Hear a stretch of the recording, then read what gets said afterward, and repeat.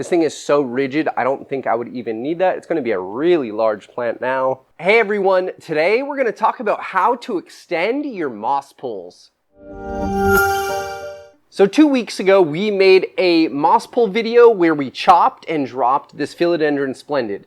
We took a larger, about 3-foot moss pole and cut it in half, bringing down the rooted midsection down into this pot here. So today we're going to extend this moss pole because we're slightly outgrowing it.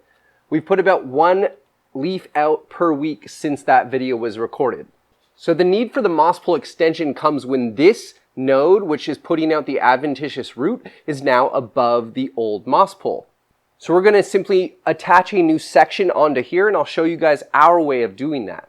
So we use these clear D-shaped moss poles off of Amazon, and there is a top and there is a bottom, or there's one side with holes essentially, and then there's one side without holes.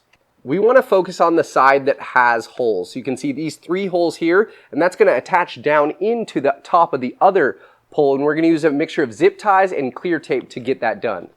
It comes with an annoying plastic film on the plastic sheet, so make sure to peel that off. So you essentially fold over on the crease for the moss pole because this is what's going to feed your roots through.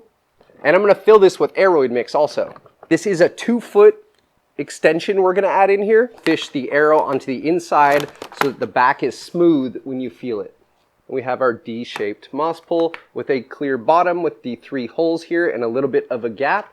And then the top is very different. And remember, the point of why we're adding a moss pole is so that this epiphyte will then grow up the moss pole or the Aroid mix pole, thinking it's a tree and making subsequently larger and larger leaves. From the first lowest leaf, starting at about 4 or 5 inches wide, we are now up to about 6.5 inches wide on the top leaf, this big beautiful leaf, and hopefully we'll keep adding larger and larger leaves. I'd like to see what happens with this one that's unfurling. It looks like it's going to be the largest one yet. So we'll peel back our Saran Wrap method. Shout out to Other Places You'll Grow for that idea. It traps the moisture in and it allows the plant to tap in its root system into the moss pole or the Aroid mix pole, and it allows the plant to root much easier and trap that moisture just like a pot. We're going to just peel this back so we have an easier space to work. I'm going to try and avoid unpotting the entire plant, but I might have to unpot it, and I always like taking a look at the root system. So I'm just going to shake out a little bit of the Aroid mix. I have extra on top and a little bit of the top of the Aroid mix pole, just so we have some space to work. And I'll show you the results of that Saran Wrap being wrapped around this node. Look at all those roots right there. It's really a great method and it makes it so I only have to water the Aroid mix pole about once a week, which is really nice. And I'm extending it because this next node doesn't have a place where I can wrap on that Saran Wrap. So I'm going to try and straighten out the pole. Sometimes if you'd like, you could actually fish in a bamboo pole to give your pole more integrity. It's just like fitting together 2 puzzle pieces. You'll want to just slide this one over. I'm going to opt to go on top of it. I'm going to go right on top of this pole, and it slides over super easily, just like that. It actually fits together really well and feels super snug and like pretty rigid. It's actually quite surprising. On the back side of the pole where it's smooth, I'm going to take a little plastic packing tape and just tape it across so the pole doesn't move from where it's at. I can always cut this off later. And here in the front, I'm going to take a small zip tie. You can also use plant ties or really anything to fix it on. I bet you don't even have to use these zip ties, but it's just better to do so. I'm going to fish the zip tie back through to the front side.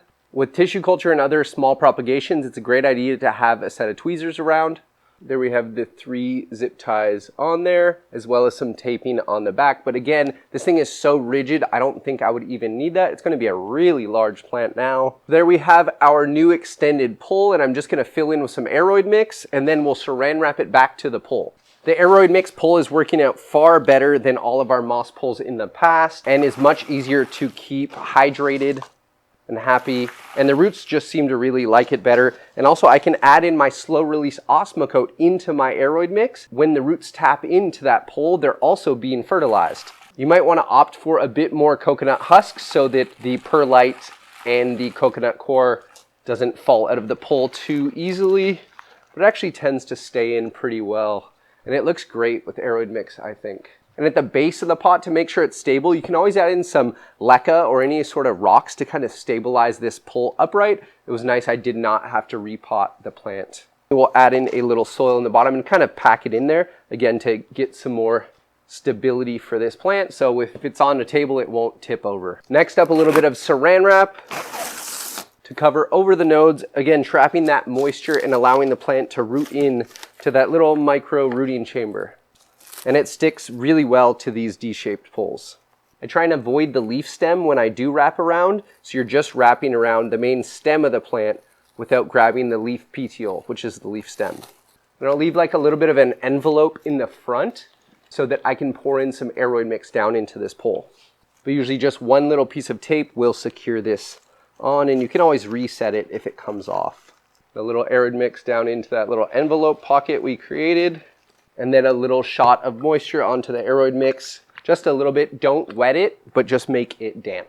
A little bit of Aroid mix down into the top, and this is kind of how I water the pole too. I'll just spray right onto the pole over top of everything. So now we have a plant from the bottom of the pot to the top that is 3 feet tall, which is really cool and exciting. So hopefully by the time this Splendid reaches the top of this pole, it will have really, really large leaves. So here we have our extended Aroid mix pole. I can definitely add in more Aroid mix to the top, but this plant is ready to grow all the way up the pole, giving us even better and bigger leaves. So thank you guys so much for watching this week's video. If you did enjoy the video or learn something new, please click the like button down below. It helps us out so much and it's free to you.